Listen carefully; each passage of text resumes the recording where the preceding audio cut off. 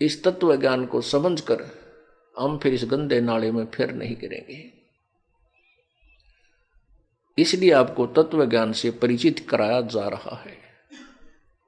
जैसा कि इन अज्ञानी संतों ने, ऋषि महर्षि, जो कथित महर्षियों ने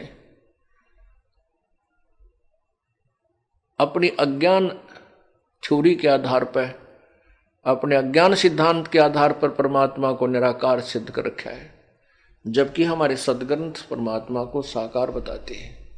और वो मनुष्य जैसा है, वो सशरीर है, उसका नाम कबीर है।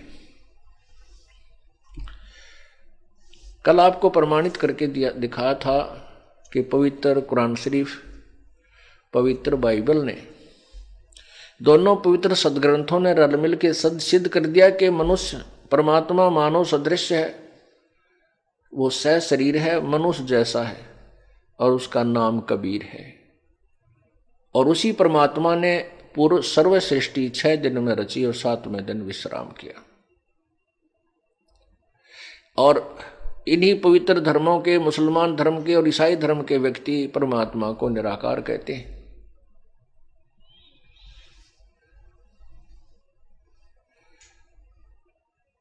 अब आपको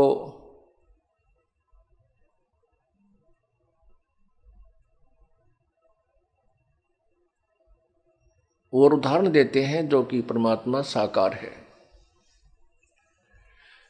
जैसे पवित्र सिख धर्म के अंदर परमात्मा को निराकार कहते हैं, और वो कहते हैं, गुरु नानक देव जी ने कहा है, तू ही एक निरंकार, निरंकार, निर्भय, निर्भव, ये पूरा एक मंत्र सा है, अकाल मूर्त, अकाल पुरख। तो वो जो है, उन्होंने वो नानक साहब जी ने जब तक परमात्मा प्राप्ति नहीं हुई थी, तब तक वो जैसा भी लोकवेद सुना हुआ था हिंदू समाज में, वो परमात्मा को निराकार कहा करते थे। और जब उनको परमात्मा प्राप्ति हुई, तब उन्होंने परमात्मा को निराकार नहीं कहा। तब उन्होंने क्या कहा? फाई सूरत मुल्क की वेश, ए ठगवाड़ा ठगी देश, खराब सियाणा भोता भार, ये धानक रूप रहा करता। परमात्मा कबीर जी को सत्यलोक में देखा, फिर वही मूर्त, वही सूरत बनारस के अंदर एक धानक का काम करते हुए, जुल्हे का काम करते हुए देखा। तब आंखों में आंसू भर कर उस प्यारी आत्मा नानक साहब ने कहा था कि धानक रूप रहा करतार, लोगों ये धानक रूप रहा करतार, ये बैठा, ये परमात्मा है। फिर उन्हें उसको निराकार नहीं कहा, सतपुरुष अकाल मूर्त कहा, वाहे गुरु कबीर जी के विषय में ही कहा।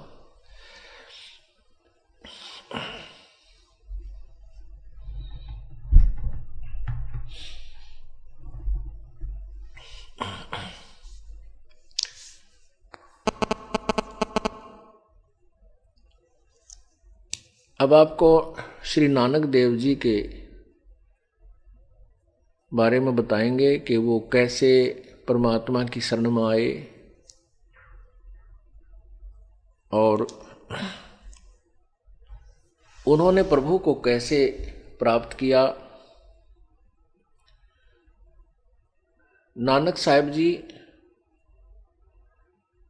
साहिब वाली आत्मा सतयुग में राजा अम्बरीश थे। राजा अम्बरीश बहुत ही प्रभु प्रेमी और बहुत ही धर्मी पुरुष था। वो विष्णु जी के उपासक थे और सच्चे दिल से प्रभु भक्ति में लगे हुए थे। जैसा भी उनको किसी गुरु ने रास्ता बताया था, वो उसी आधार पर अपनी साधना किया करते थे। एक दिन दुर्वासा जी आए। दुर्वासा जी ने देखा कि अम्बरीश जी एकादशी को उन्होंने आहार नहीं किया हुआ था, एकादशी को आहार नहीं किया था।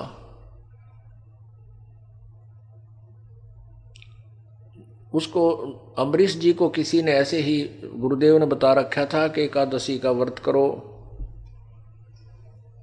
यानी संयम के हिसाब से, जैसे क्योंकि जिसको परमात्मा चाहिए वो तो भगवान के विषय में जो भी साधना बता दी जाती है वो तन मन धन से करता, उसमें कोई भी त्रुटि नहीं आने देता।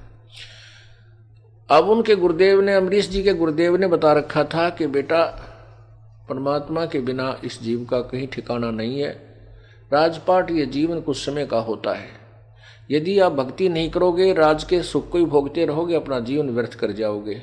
इस बात से वो दृढ़ विश्वास हो गया था कि भगवान की भक्ति के बिना जीव का कहीं ठिकाना नहीं है। इस उद्देश्य से गुरुदेव ने बताया था कि आहार कम करें और भक्ति तभी ज्यादा अच्छी होगी, ज्यादा खाने से तो फिर आलस बन जाता है, और बिल्कुल ना खाएगा तो भी शरीर को हानि हो जाएगी। तो अम्बरीश जी ने ऐसा तरीका बनाया जैसे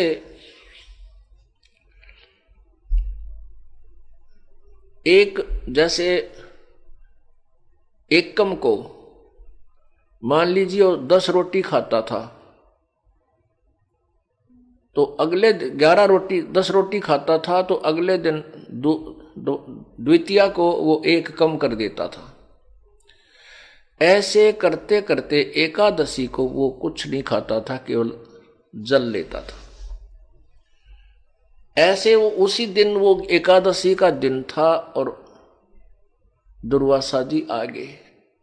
दुर्वासा जी से उन्होंने कहा कि आओ ऋषिवर भोजन पा लो। दुर्वासा ऋषि कहने लगा पहले मैं स्नान करके आता हूं गंगा में, दरिया में, उसके बाद मैं आहार करूंगा। अब उसने क्या किया हुआ था कि जैसे उस दिन द्वादशी व एकादशी शाम को आफ्टरनून, दोपहर के बाद 1 बजे समाप्त हो रही थी, तो उस दिन उसका जो उसने समापन करना था, उस दिन का आहार करना था दुर्वासा ने ना अम्बरीश जी ने। तो उसने उधर दुर्वासा जी लेट हो गए, नान नून में पूरा किताब अपना भजन भोजन करने लगे। इतने उसने सोचा कि 1 से ऊपर समय होने वाला है और कल से 1 कम शुरू हो जाएगी, इसलिए अब वो जो आज का जो आहार में कर लेता, उस दिन केवल जलपान किया उसने, और भूख लाग रही थी कसूती 1 के बाद फिर उसने रोटी खा ली। 1 बजे के बाद भोजन पा लिया अपना जो खाना था। तो दुर्वासा जी आए, दुर्वासा जी से कहा कि परमात्मा साधु संत जी भोजन पाओ।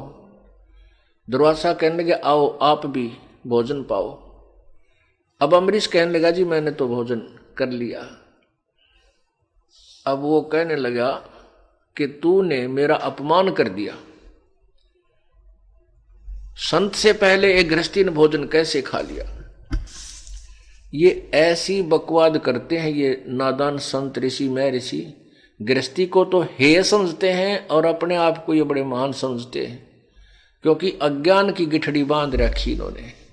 अरे भक्ति जो करता है, चाहे वो गृहस्थी है, चाहे कोई घर त्याग रहा है, वैरागी सन्यासी है, यदि साधना ठीक है, उसके नियम ठीक है, दोनों ही परमात्मा प्राप्ति कर सकते हैं, अन्यथा किसी को भी लाभ नहीं।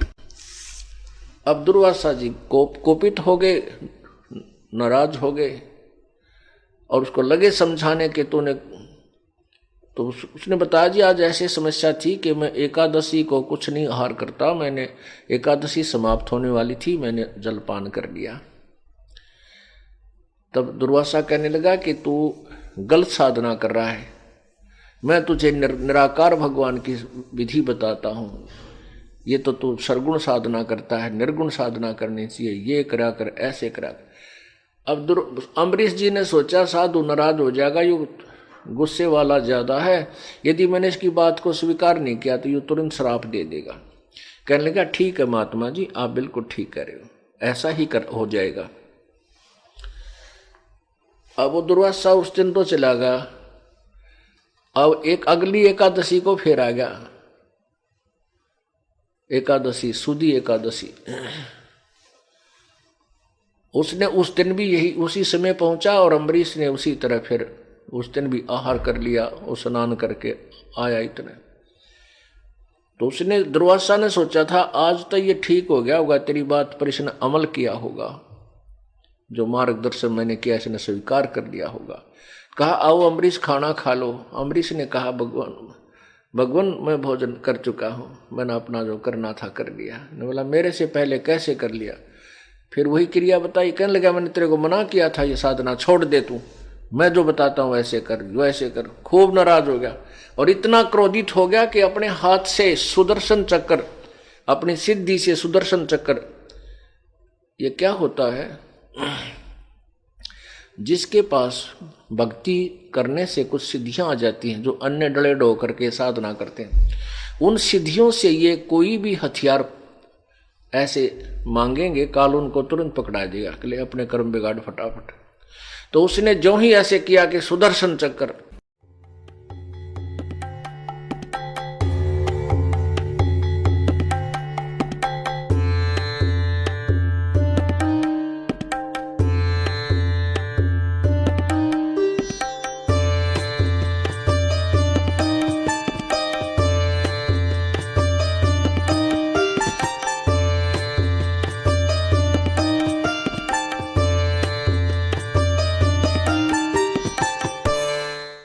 तो जुब्बे काल ने सुदर्शन चक्र दे दिया और सुदर्शन चक्र को कहा